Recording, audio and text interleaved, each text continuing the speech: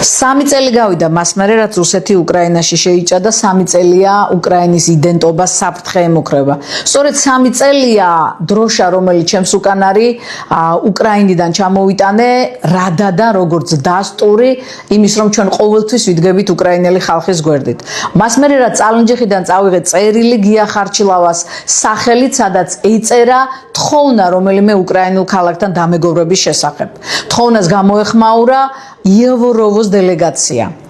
გია ხარჩილავამ ყისიერად ჩავიდა კიევში, შეხვდა იევოროვოს მერს იგორ გრაბოვსკის და გაფორმდა ორ ქალაქს შორის ურთიერთმეგობრობის მემორანდუმი. მას შემდეგ გია ხარჩილავა არაერთხელ ჩავიდა იევოროვში და ჩაიტანა ჰუმანიტარული დახმარება, რომელიც წალენჯიხის მოსახლეობისგან იყო. უნდა ითქვას, რომ წალენჯიხა გამოდგა ერთადერთი ოპოზიციური მუნიციპალიტეტი, რომელმაც ღიად გამოუცხადა თანადგომა და გვერდში დგომა უკრაინას, რადგან ჩვენ გვყავს საერთო მტერი რუსეთის სახით.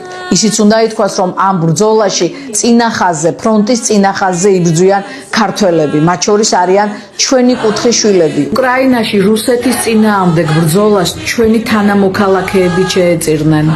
იდიშერ აკვარაცხელია, ჯაბა კვარაცხელია, ალიკაცაავა, დავით გობეჯიშვილი, ისინი საქართველოს და უკრაინის ისტორიაში შევლენ როგორც გმირები.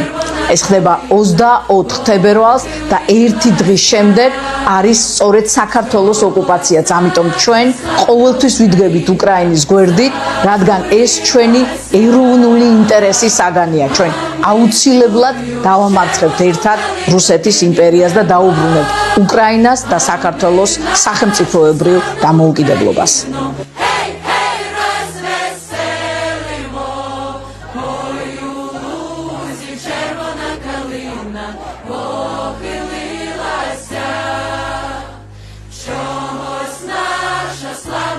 Україна зажурилася.